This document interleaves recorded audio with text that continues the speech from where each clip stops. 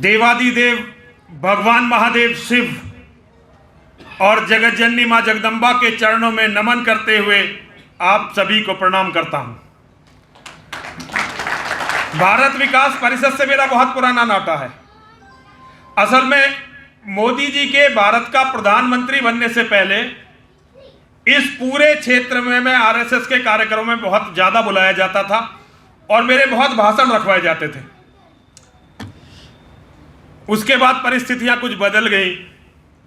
आज बहुत दिनों के बाद जब भाई साहब ने मुझे चतुर्वेदी जी ने, तुफैल चतुर्वेदी जी ने, मैं भाई साहब का इसलिए बहुत सम्मान करता हूं कि भाई साहब भारत के कुछ एक उन हिंदुओं में से हैं, गिनती के 9 होंगे, भारत में 10वां ऐसा हिंदू नहीं है जो इस्लाम के बारे में इतना जानता हो जितना भाई साहब जानते हैं।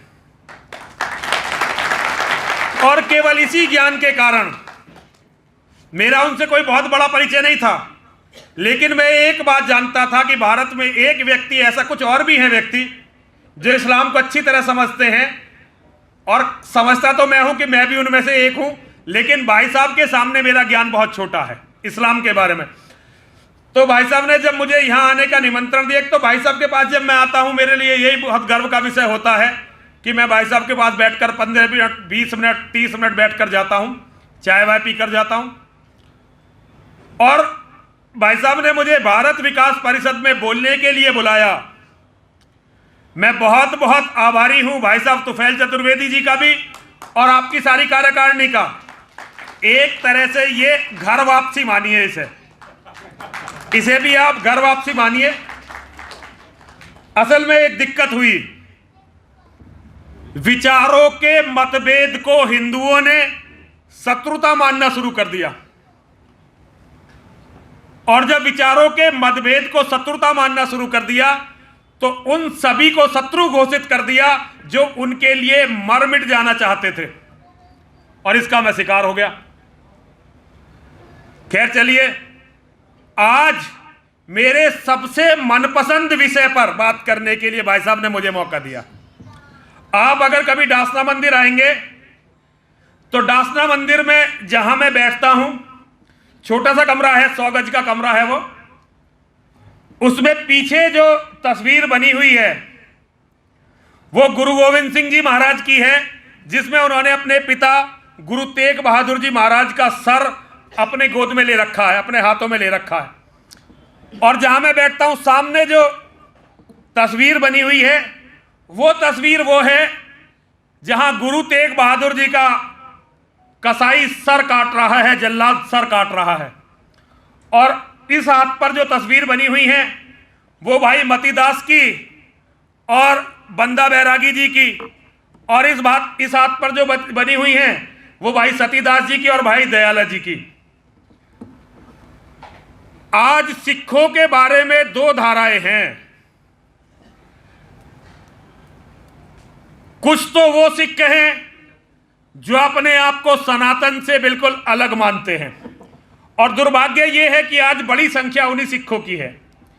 लेकिन कुछ सिख ऐसे भी हैं जो ये अच्छी तरह से जानते हैं कि गुरु तेग बहादुर ने, और सबसे अधिक जो धर्म को और अधर्म को समझा वो गुरु तेग बहादुर जी के पुत्र गुरु गोविंद सिंह जी महाराज। और मैं, अगर ये समय कुछ विपरीत हो गया, अगर समय पहले जैसा होता तो हो सकता है कि हम गुरु गोविंद सिंह जी महाराज को भगवान योगेश्वर श्री कृष्ण का अवतार घोषित करते।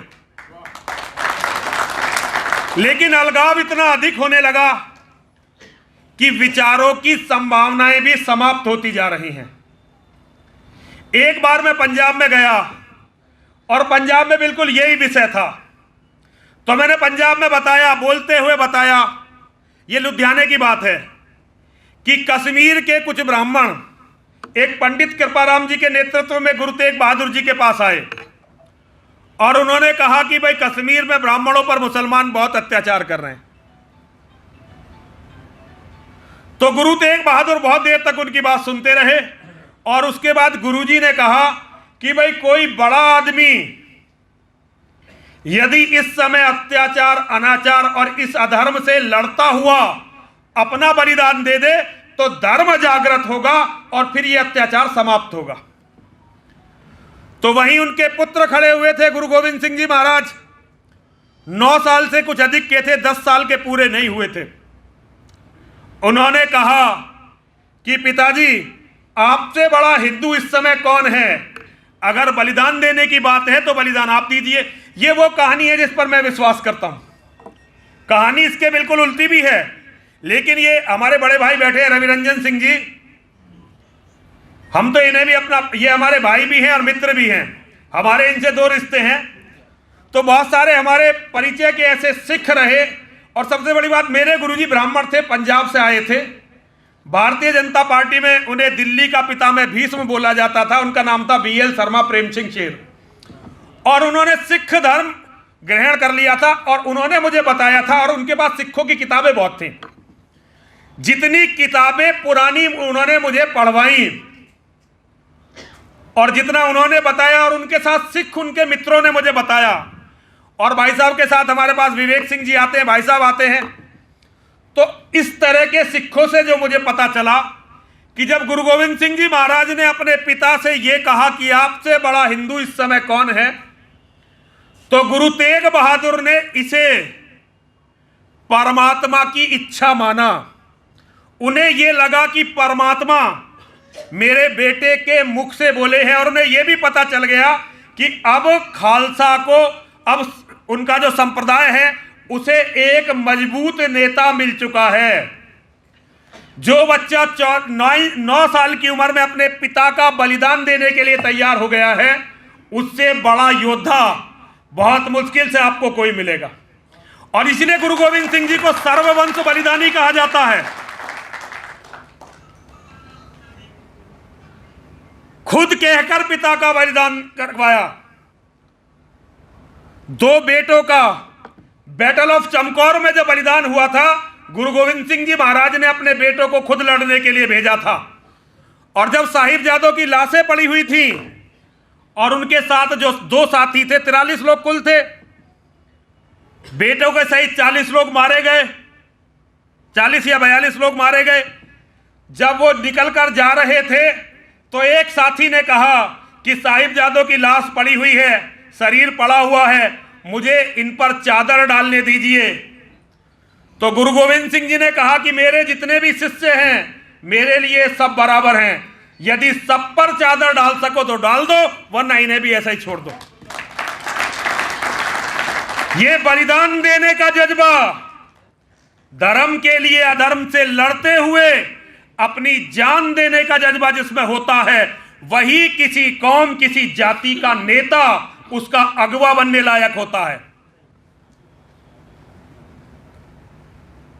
तो आज जब गुरु गोविंद सिंह जी महाराज ने अपने पिता से कह दिया, तो पिताजी ने कहा कश्मीरी ब्राह्मणों से कि जाओ और औरंगजेब से कह दो, यदि तुमने तेग बहादुर को मुसलमान बना दिया तो सारा हिंदू समाज मुसलमान बन जाएगा।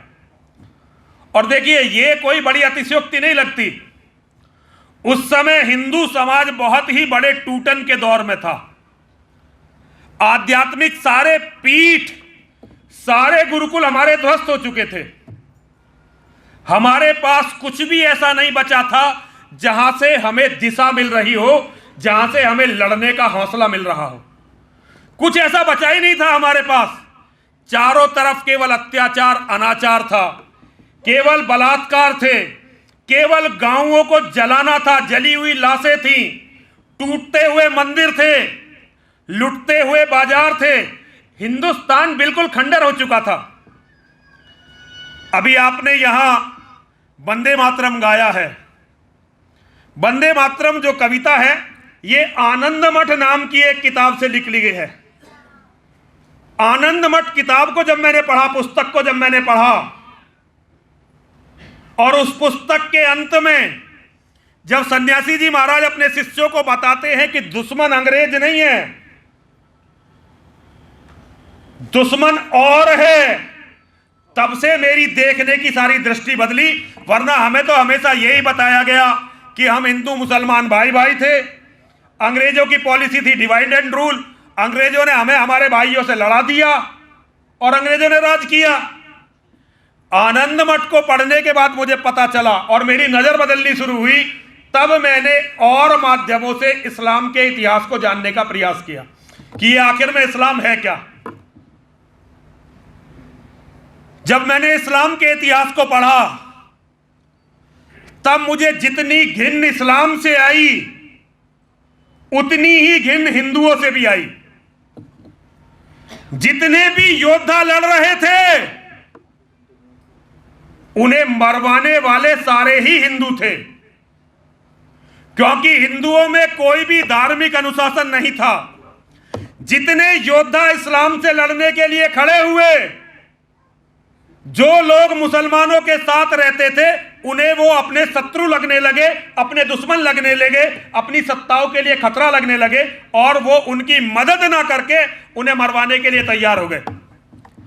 और दुर्भाग्य ये है कि पिछले 1000 साल में हमने अपने इतिहास से कुछ भी नहीं सीखा।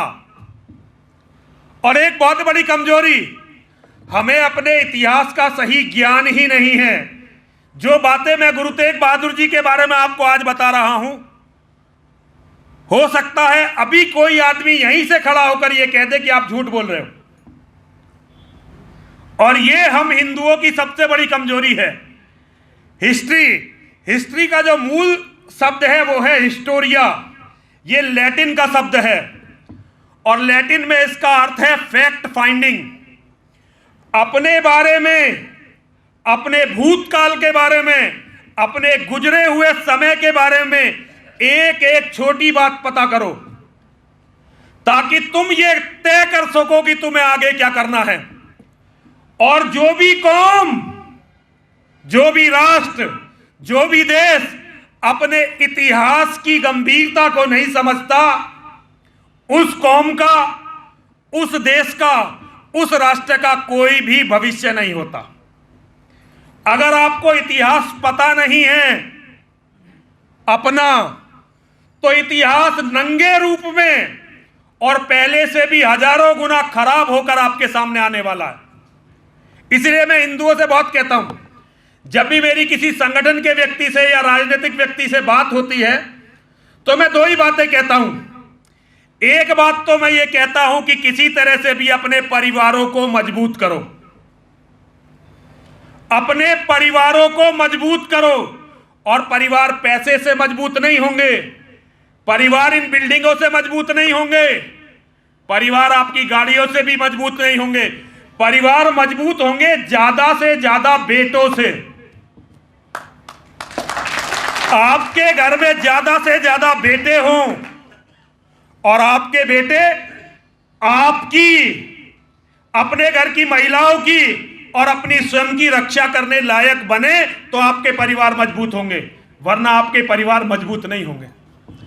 आज जितने भी हम खड़े हुए हैं, यह भी एक तथ्य है कि बहुत सारे लोगों ने आपस में गद्दारी की और हमारा इतिहास इस तरफ भी बहुत बड़ा है, लेकिन इतिहास बलिदानों का भी कम नहीं है। लाख लाख पीढ़ियां लगी तब ये धर्म, ये संस्कृति उपजाई और कोटि कोटि सिर चढ़े तब इसकी रक्षा संभव हो पाई, तब इसकी रक्षा संभव हो पाई। तो गुरु तेग बहादुर जी महाराज चल दिए और अपने साथ 5 आदमी लिए उन्होंने। एक भाई मतीदास, एक भाई सतीदास और इनके चाचा का लड़का भाई दयाला, एक भाई जैता और एक और थे। 5 आदमी अपने साथ लिए। थोड़ी दूर चलने पर इन्होंने 2 आदमियों को छोड़ दिया कि भाई तुम जाओ, आगे पहुंचो और बताओ कि दिल्ली में क्या हो रहा है। औरंगजेब की सेना ने गुरु तेग बहादुर जी को गिरफ्तार कर लिया और लेकर गए औरंगजेब के दरबार में। बहुत सारी बातें हैं, मैं आपको बहुत शॉर्ट में बता रहा हूं। औरंगजेब ने शर्त रखी, या तो धर्म बदलो, या कोई चमत्कार दिखाओ, या गर्दन कटवाओ। गुरु तेग बहादुर जी ने इंकार कर दिया, ना चमत्कार दिखाऊंगा ना धर्म बदलूंगा, जबकि दिखा सकते थे। गुरु तेग बहादुर जब गुरु बने थे, यही एक बड़ी चमत्कारी कहानी है। बकाला एक जगह है पंजाब में, वहां रहते थे। इनके पिता सिखों के जो है छठे गुरु थे और उनका नाम था हरगोविंद सिंह जी। बेटे का नाम गोविंद, पिता का नाम हरगोविंद। पहले तो यही समझिए कि सनातन और खालसा अलग नहीं हो सकते। हम भी तो गोविंद के ही पुजारी हैं। और इनसे पहले जो 8वें गुरु थे उनका नाम था हरिकिशन। ये सारे किशन ही तो हैं, लेकिन अलग करने वाले बहुत मजबूत हैं। असल में मुसलमानों का एक नियम है, वो जहां भी लूटते हैं, लूट का एक निश्चित हिस्सा अगली लूट की तैयारी के लिए लगा देते हैं। तो उनकी तरफ से लॉबिंग करने वाले बहुत बड़ी तादाद में उनके लिए लॉबिंग करते रहते हैं। सिक्खी को और सनातन को अलग करवाना मुसलमानों का सबसे बड़ा कार्य इस देश में रहा है, क्योंकि अलग होकर ना खालसा को बचना है ना सनातन को बचना है। इस्लाम सबको लील जाने वाला है। ये बहुत सारी बातें हैं जो हमें ध्यान रखनी चाहिए, और इन्हें यदि हम ध्यान नहीं रखेंगे तो हमारे बचने का कोई भी रास्ता निकलने वाला नहीं है।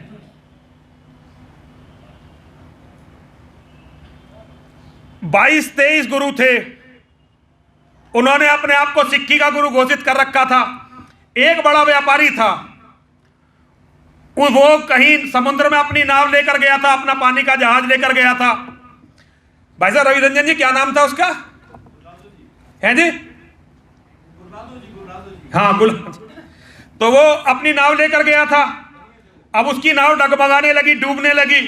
उसने कहा था भाई गुरु जी से मन्नत मांगी कि भाई गुरु जी अगर मैं आज जिंदा बच गया, मेरी नाव बच गई, तो 500 या 10,000 कुछ ऐसी असरफियां आपको चढ़ाऊंगा। अब उसकी नाव बच गई, गुरु जी में बड़ी आस्था थी।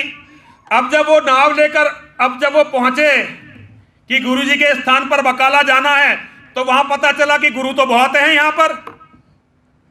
अब वो सबके पास गए और सबको 2-2 असरफियां दी।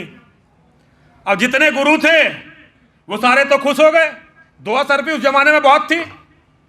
लेकिन जब वो गुरु तेग बहादुर जी के पास पहुंचे तो उन्होंने कहा भाई बात इतने की नहीं हुई थी, बात तो 10,000 या 500 जितनी भी असरफियां, मैं एग्जैक्ट भूल गया हूं, कि भाई इतनी असरफियों की बात हुई थी, इतनी असरफी देने की है तुझे। तब वो बाहर चीखते हुए आए, चिल्लाते हुए कि भाई गुरु मिल गया, गुरु मिल गया, गुरु मिल गया। और इस तरह से ये 9वें गुरु मिले। और बहुत बड़ी आध्यात्मिक शक्तियों के, ऊर्जाओं के और चमत्कारों के ज्ञाता थे, विद्वान थे, इसमें कोई शक है ही नहीं। पूरा पंजाब गुरु तेग बहादुर जी के आशीर्वाद से इतना फला फूला और वहां लोग इतने बड़े योद्धा बने। लेकिन गुरु गोविंद सिंह जी ने, गुरु तेग बहादुर जी ने अपनी जान बचाने के लिए चमत्कार दिखलाने से बिल्कुल इंकार कर दिया। कोई चमत्कार नहीं दिखला सकता, यह मेरे धर्म के विरुद्ध है। और भाई इस्लाम में तो आना ही नहीं है, कोई चांस नहीं। तो औरंगजेब ने पहले भाई मतीदास जी का कत्ल किया, और भाई मतीदास जी का कत्ल भी ऐसे किया कि उनके हाथ पैर बांध दिए और यहां से चीरना शुरू किया। आरे से, यहां से दोनों तरफ कसाई खड़े हो गए और यहां आरे से चीरना शुरू किया। नीचे तक उन्हें चीरा गया। अगले दिन उनके भाई सतीदास जी, उनसे कहा भाई तुम इस्लाम कबूल करो, उन्होंने भी मना कर दिया। तब उन्हें तेल में खौला दिया गया, जल एकदम उबलते हुए कढ़ाई में खौला दिया गया। और उसके बाद जब उनके भाई दयाला से कहा गया कि इस्लाम कबूल करो, और दयाला ने मना कर दिया, भाई दयाला ने मना कर दिया, तो उन्हें रुई से ढककर एक खंबे से बांध दिया और आग लगा दी। इतनी घृणास्पद हत्याएं ये दुनिया में केवल एक ही कौम कर सकती है भाई, वो है इन जंगली जानवरों की कौम। इनके अलावा इतनी घृणित हत्याएं कोई नहीं करता। उसके बाद गुरु तेग बहादुर जी से कहा गया कि आप अब इस्लाम कबूल करिए। उन्होंने कहा तुम मेरे बच्चों को तो करवा नहीं सके, मुझे क्या करवाओगे? तब उनका शीश काट दिया गया। जहां आज गुरुद्वारा शीशगंज है ना, वहां उनका शीश काटा गया था। और सत श्री अकाल। और शीश काट कर अलग रख दिया और लाश टांग दी और यह कह दिया कि किसी में अगर हिम्मत है तो इनका अंतिम संस्कार करके दिखाओ, जो इनकी लाश को हाथ लगाएगा उनका आगे पीछे का सब खत्म कर देंगे। लेकिन जो बलिदानों के बीज बोते हैं, जो सच्चे धर्म के योद्धा होते हैं, उनके शिष्य उनका बदला भी लेते हैं और उनके सम्मान के लिए भी लड़ते हैं। बारिश पड़ रही थी उस दिन, अंधेरा सा हो गया। लक्की साहब बंजारा नाम का एक व्यक्ति गुरुजी के धड़ को लेकर गया और कहीं शमशान घाट नहीं गया, अपने घर गया। अपने घर में अंदर गुरुजी को रखा और घर में ही आग लगा दी। और भाई जेता गुरुजी का सर लेकर भागे आनंदपुर साहिब की तरह। आनंदपुर साहब का नाम पहले चकनानकी था, आनंदपुर साहिब तो नाम ही गुरु तेग बहादुर जी ने रखा था इसका। तो अब गुरु तेग बहादुर जी के सर को लेकर भागे भाई जेता। पीछे मुसलमानों की फौज भागी। तो सोनीपत के पास एक गांव है, मुझे भाई साहब ने बताया था, रवि रंजन जी ने, वहां कुशाल सिंह दहिया एक बूढ़ा व्यक्ति जाट था। उसके गांव में जब भाई जेता पहुंचे तो गांव को चारों तरफ से घेर लिया मुसलमानों की आर्मी ने कि भाई या तो सिर दो या गांव सारा खत्म होगा।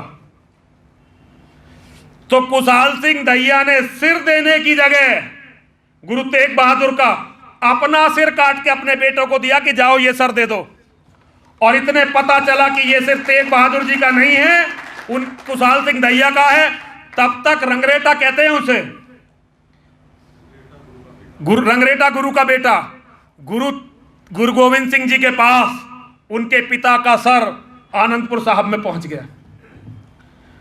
गुरु तेग बहादुर जी से पहले भी सिखों के गुरुओं ने बलिदान दिए, ऐसा नहीं है, ये बलिदानी परंपरा बहुत मजबूत रही है। लेकिन गुरु तेग बहादुर जी महाराज ने वो बीज बोया कि भारत के हर कोने से इस्लाम से लड़ने वाले योद्धा खड़े होने लगे।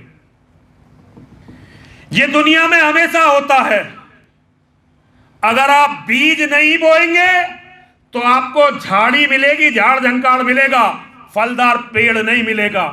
और आपको यदि फलदार पेड़ चाहिए, आपको अपनी मर्जी का अच्छा फल चाहिए, तो उसके लिए आपको बीज भी बोने पड़ेंगे और उन बीजों को सींचना भी पड़ेगा।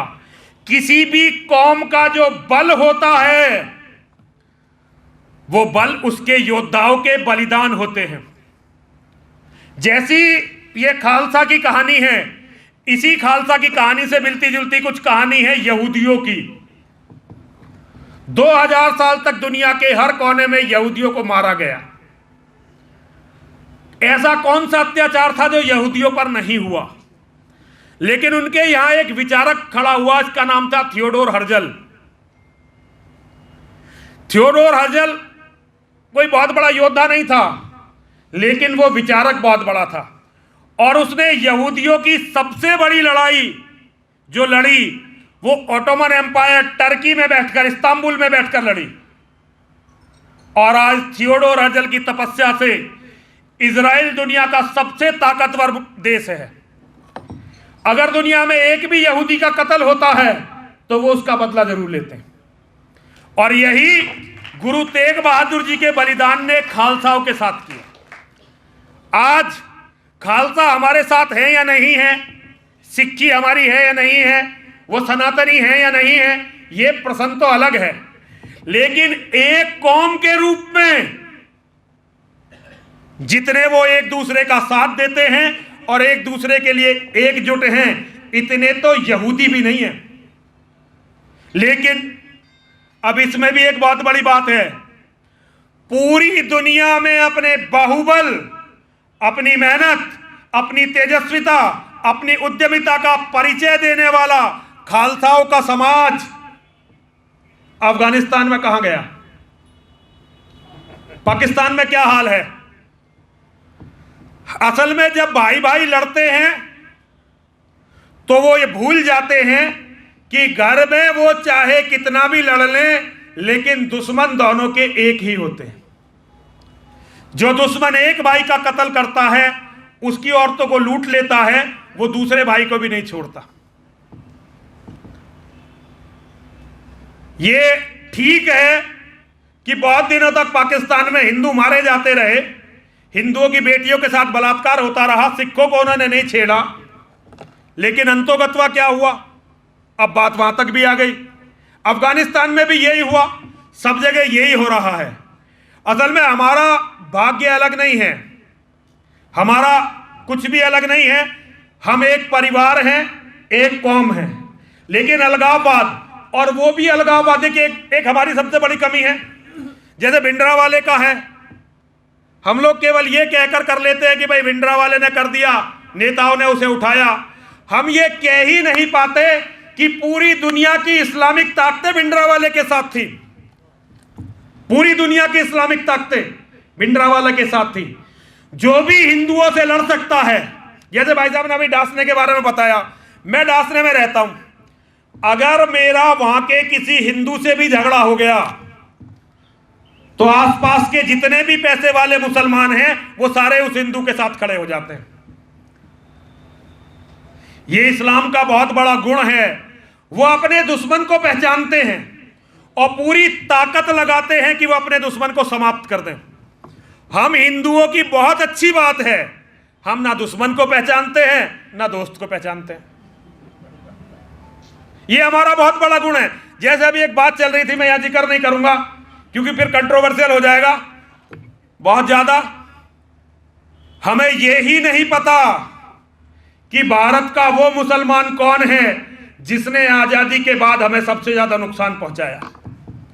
मैं नाम तो नहीं लूंगा, लेकिन इतना बता दूंगा कि उसे सबसे ज्यादा धर्मनिरपेक्ष बताया जाता है, बहुत बड़ा वैज्ञानिक बताया जाता है, डॉक्टरेट की उपाधि दी गई, भारत का प्रधानमंत्री बनाया गया है जी, हाँ राष्ट्रपति बनाया गया, और पाकिस्तान को एटम बम उसी ने दिया। और हमारे लोग इस चोरी को छुपाने के लिए कहते रहे कि भाई चाइना ने पाकिस्तान को एटम बम प्रोवाइड करवाया। आप लोग चाइना को जानते नहीं हो। चाइना किसी को बिना फायदे के एटम बम देने का कोई चांस ही नहीं है। इस्लाम को एटम बम चाइना नहीं देगा। आपके एक राष्ट्रपति ने, जो बहुत बड़ा वैज्ञानिक था, पाकिस्तान को एटम बम दिया था।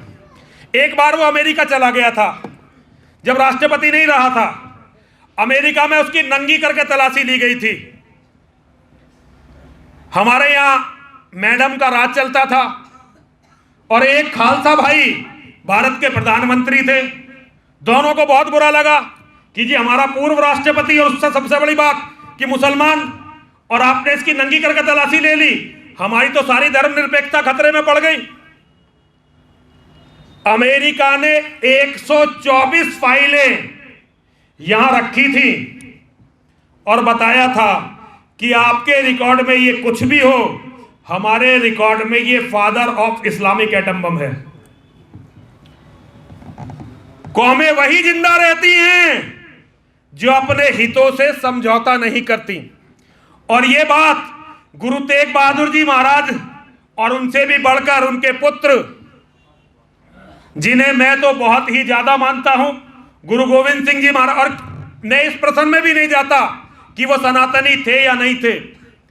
कम से कम इस्लाम के अत्याचार के खिलाफ खड़े होने वाले दुनिया के सबसे बड़े योद्धाओं में ये दोनों बाप बेटे थे। जितनी दिलेरी के साथ, जितने साहस के साथ, जितनी हिम्मत के साथ, जितनी त्याग के साथ, जितनी तपस्या के साथ इस्लाम के आतंकवाद, इस्लाम के जिहाद के सामने गुरु तेग बहादुर जी महाराज, गुरु गोविंद सिंह जी महाराज खड़े हुए, बहुत कम लोगों ने इतना साहस किया।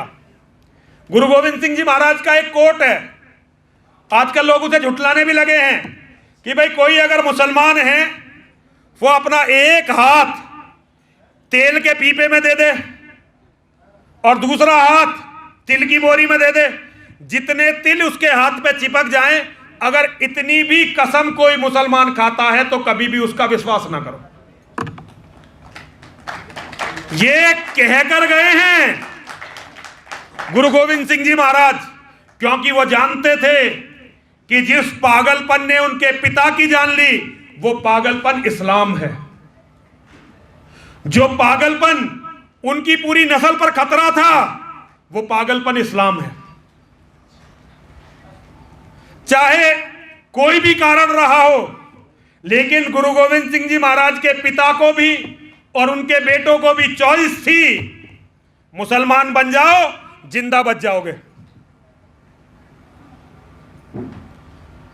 बहुत सारे लोगों ने इस इतिहास को दबाने की, इस इतिहास को छिपाने की और इस सारे दोष को हिंदुओं पर डालने की बहुत कोशिश की। हिंदुओं की कमियां हैं, ऐसा नहीं है हिंदुओं की कमियां नहीं है, लेकिन किसी भी इस तरह से महात्मा की मौत का कारण हम नहीं है। हमारी कमी रही कायरता, हमारी कमी रही हमारे में कुछ गद्दार थे, लेकिन खालसा के साथ हमने गद्दारी नहीं की। खालसा के साथ जब भी बड़ा बलिदान कोई सिखों ने दिया तो बहुत बड़ी तादाद में हिंदू उनके साथ बलिदान देने के लिए खड़े हुए। आज भी आप देख लीजिए, कहीं भी ऐसा नहीं है कि सिखों के मित्र हिंदू ना हो। थोड़े दिनों पहले तक तो यह होता था कि एक ही परिवार में सिख भी होते थे, हिंदू भी होते थे, हालांकि अब यह बहुत कम हो गया है, लेकिन इसे बढ़ाने की जरूरत है, इसे आगे ले जाने की जरूरत है और इसे ले जाने के लिए जरूरत है कि हम भी उनके साथ बैठें और ये कह के ना बैठे कि आपको हमारी रक्षा करनी है। ना भैया, बड़े हम हैं, रक्षा हमें करनी है। हमने अपने घर का बड़ा बेटा तुम्हें दिया, तब तुम इतने मजबूत हुए। हमने दिया बड़ा बेटा, तब सिक्की मजबूत हुई। बड़े भाई हम हैं, सिक्की बड़े भाई नहीं, हम लाखों साल से हैं, हम बड़े हैं इस परिवार के। लेकिन जब बड़े अपना बड़कपन खो देते हैं तो वो परिवार नष्ट भ्रष्ट हो जाते हैं। अगर परिवार को बचाना है तो हर परिवार में एक तेग बहादुर होना चाहिए, जो हंसते हुए अपने परिवार के लिए, अपनी कौम के लिए, अपने राष्ट्र के लिए अपने प्राण दे सके। और हर कौम में एक गुरु गोविंद सिंह होना चाहिए जो जरूरत पड़ने पर अपने पिता का भी बलिदान दे सके, अपने बेटों का भी बलिदान दे सके, अपने परिवार में आग लगा सके। ये हिम्मत हमें खालसा से सीखनी ही पड़ेगी। अन्याय और अत्याचार के खिलाफ जितनी लड़ाई खालसा ने लड़ी है, इसका तो सम्मान करना ही पड़ेगा, हम उनसे कहीं सहमत हो या सहमत ना हो। आजकल मैं जो ये नाना में बात कर रहा हूं ना, इसके कारण है, मैंने अपने बचपन से ये पढ़ा था कि जयचंद और पृथ्वीराज सगे मौसेरे भाई थे। भाई साहब तुफैल जी जानते हैं, मैं दिनेश चंद त्यागी जी के साथ रहा, और वैसे दिनेश चंद त्यागी जी पता नहीं कहां कहां से किताबें लाते थे, किताबों को पता नहीं क्या क्या ढूंढते रहते थे।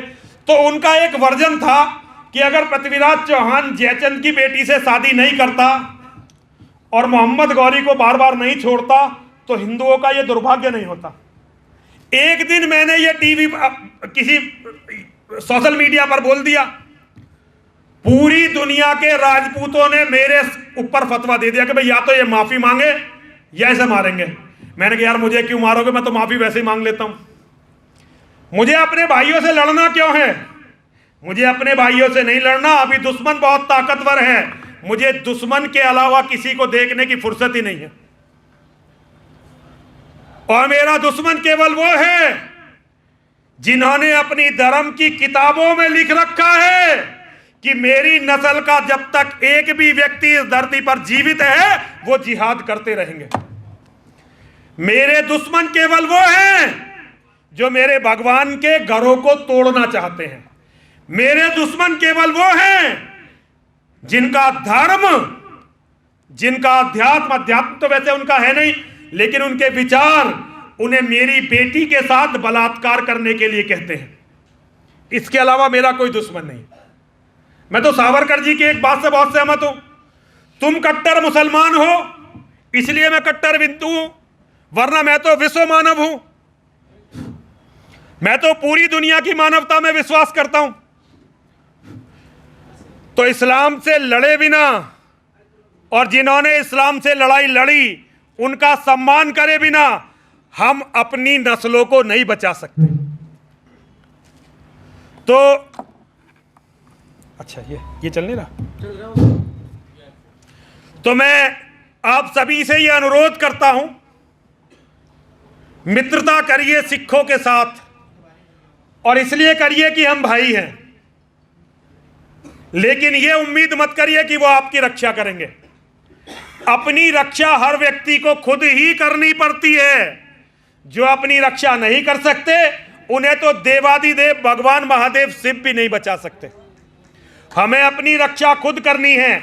अपनी रक्षा के लिए हमें किसी की ओर नहीं देखना है। लेकिन दो कारण हैं कि हम सिखों के भाई हैं। एक कारण तो यह है कि हम बिल्कुल सगे ही भाई हैं, बिल्कुल सगे भाई हैं हम। और अगर इसे सिख नकार देते हैं, खालसा इसे नकार देता है, तो अभी हमें बताने की जरूरत है कि हमारा तुम्हारा दुश्मन एक है। मत मानो कि मैं तुम्हारा सगा भाई हूं, लेकिन यह समझ लो इस्लाम का जिहाद जो मेरे साथ करेगा, इस्लाम का जिहाद वही खालसा के साथ करेगा। जब मुसलमानों की भीड़ आएगी और वो औरतों से बलात्कार करेंगे तो वो ये बिल्कुल नहीं देखेंगे कि इतने घर हिंदुओं के हैं, इतने घर सिखों के हैं, सिखों का छोड़ देना है, हिंदुओं का कर लेना है। और हो सकता है शुरू में वो ये भी करें जैसे कश्मीर में भी हुआ, लेकिन आखिर में क्या हुआ, हमसे अलग रहकर खालसा थोड़े दिनों का जीवन दान तो ले सकता है, लेकिन इस्लाम के जिहाद से बच नहीं सकता। अगर जिंदा रहना है सम्मान के साथ, स्वाभिमान के साथ, गौरव के साथ, अपने धर्म के साथ, अपने अध्यात्म के साथ, अपने गुरुओं के नाम के साथ, बंद हो गया था ऊपर से, अपने गुरुओं के नाम के साथ, अपने गुरुओं की आन के साथ, अपने गुरुओं के सम्मान के साथ, तो भाइयों को मिलना ही पड़ेगा। और यहां क्योंकि सिख तो भाई दो चार ही हैं, भाई साहब दिखाई दे रहे हैं, भैया दिखाई दे रहे हैं, ज्यादातर हिंदू हैं, तो मैं आपसे भी ये बात बताना चाहता हूं, अपने मन के अंदर की कायरता को निकालिए।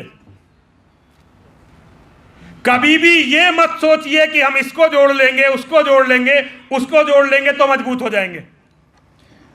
अगर आप अंदर से मजबूत नहीं हैं और आप अकेले खड़े हुए अपने धर्म के लिए मिट नहीं सकते, तो धरती की कोई भी ताकत आपकी रक्षा नहीं कर सकती। बलिदान के बीज बोने पड़ेंगे। एक छोटी सी कविता सुनाकर मैं बैठता हूं। हे मित्र सुनो अब साथ चलें, हे मित्र सुनो अब साथ चलें, अब और पंथ क्या शेष रहा, संकटापन्न जीवन समान है बीच सिंधु में महायान, उस ओर शांति जिस ओर विजय, अब और नया क्या हो निश्चय, जय मिले बिना विश्राम नहीं, इस बार संधि का नाम नहीं। हे मित्र चलें अब धनुष धरें, रण में चलकर कुछ काम करें, देखे है कौन प्रलय उतरा, जिससे डगमग हो रही धरा, अपने धर्म को विजय दिलाएं हम, या स्वयं वीर गति पाए हम, करने को पिता अमर मुझको, है बुला रहा संगर मुझको, है बुला रहा संगर मुझको। युद्ध बुरा ही होता है, युद्ध बुरा ही होता है, इसमें कोई दोहराए नहीं, लेकिन लड़ना पड़ता है जब बचता कोई उपाय नहीं। सज्जन को कमजोर समझना हर रावण की आदत है, बिना युद्ध के यहां किसी सीता की नहीं हिफाजत है। एक व्यक्ति की तानाशाही लाखों की मजबूरी है, और सुनो धर्म बचाने की खातिर अब लड़ना बहुत जरूरी है, अब लड़ना बहुत जरूरी है। और अब लड़ेगा कौन? अब बात यह आती है कि लड़ेगा कौन? बजरंगी का बल तुम में, अब उठो व्रकोदर भीम बनो। गन्ना बनने का समय गया, अब नीम बनो, बस नीम बनो। रोने धोने का वक्त गया, हर आंसू को अंगार करो। चंदन कम विषधर ज्यादा हैं, संहार करो, संहार करो। दो श्लोक आपको बताना चाहता हूं। हमारे हिंदू कहते हैं पहले सत्ताओं का जुगाड़ करेंगे, पहले ताकतवर बनेंगे, फिर पता नहीं क्या क्या करेंगे। सारे हम तो इसी हिसाब में खत्म हो गए। नाभिषेको न संस्कारा, सिंहस्य क्रियते वने, विक्रमार्जित सतत्वस्य स्वयमेव मृगेंद्रता। अरे जंगल में कौन गया था शेर का संस्कार करने? जंगल में कौन गया था शेर का अभिषेक करने? उसने अपने बल विक्रम को जगाया और स्वयं अपने आप जंगल का राजा बन बैठा। गुरु तेग बहादुर जी से जो औरंगजेब के चिढ़ने का एक कारण था, उन्होंने अपने नाम के बाद जो बहादुर लगाया था ना, यह भी बहुत बड़ा कारण था। क्योंकि औरंगजेब ये टाइटल देता था, जो उसके दरबार में उसके ज्यादा बड़े चमचे होते थे, उसके लिए लड़ते थे, उन्हें कुछ बहादुर बहादुर करके टाइटल देता था। लेकिन गुरु तेग बहादुर जी ने अपना नाम ही तेग बहादुर रख दिया। इससे भी औरंगजेब को बहुत चिढ़ थी। किसी संस्कार की जरूरत नहीं पड़ी। आज दुनिया के किसी भी कोने में चले जाइए, हम कहने को 100 करोड़ हैं, लेकिन हमें पूछने वाला कोई नहीं है, कोई नहीं है। लेकिन एक सिख पूरी दुनिया में कहीं भी चला जाएगा, उसे वहीं गुरुद्वारा भी मिलेगा, उसे शरण भी मिलेगी और उसे भोजन भी मिलेगा और आगे का रास्ता भी मिलेगा।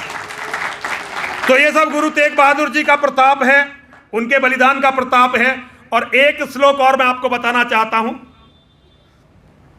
अश्वम न्येव गजम न्येव व्याघ्रम न्येव चे अजापुत्रम बलिम दधियाद देवो दुर्बल घातका। अरे घोड़ों की नहीं होती, हाथियों की नहीं होती, शेरों की तो कदापि कदापि नहीं होती, केवल कमजोर बकरों की संतानों की बलि दी जाती है, क्योंकि देव अर्थात भाग्य ये दुर्बल के लिए घातक होता है। सबई सहायक सबल के, कोउना निबल सहाय, पवन जगावत अग्नि को दीप ही देत बुझाए। दुनिया में जितनी भी शक्तियां हैं, चाहे शुभ शक्ति हैं चाहे अशुभ शक्ति हैं, वो केवल ताकतवर की सहायता करती हैं, कमजोर की सहायता कोई नहीं करता। जो दीप, जो पवन, ये जो हमारी ऑक्सीजन है, ये आग जलाने के लिए सबसे बड़ा तत्व है। ये आग को प्रचंड कर देती है और छोटे दीपक को तुरंत बुझा देती है। तो अब आप देख लीजिए कि अपने बच्चों को आपको बनाना क्या है।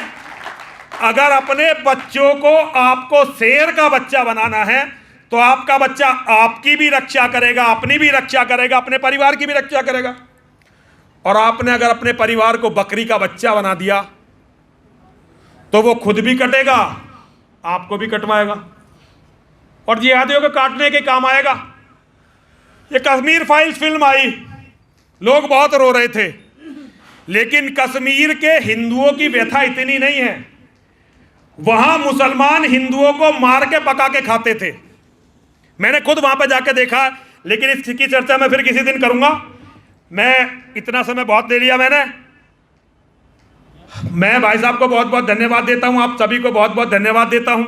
आपने बड़े धैर्य से मुझे सुना और मैंने कुछ बातें जरूर उल जलूल कही होंगी, जैसे मैं कहता ही रहता हूं, तो उसके लिए मैं क्षमा चाहता हूं। लेकिन मैंने कुछ भी झूठ नहीं बोला। मैं सन्यासी झूठ बोलने के लिए नहीं बना।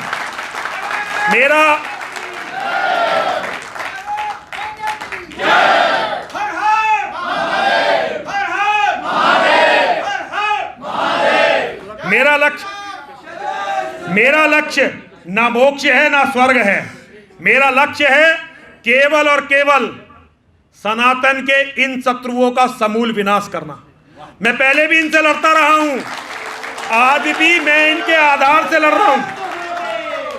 मैंने खुलकर कहा और मैं खुलकर कहता हूं, और हमारे भाई साहब तुफैल जी इस काम को कर रहे हैं।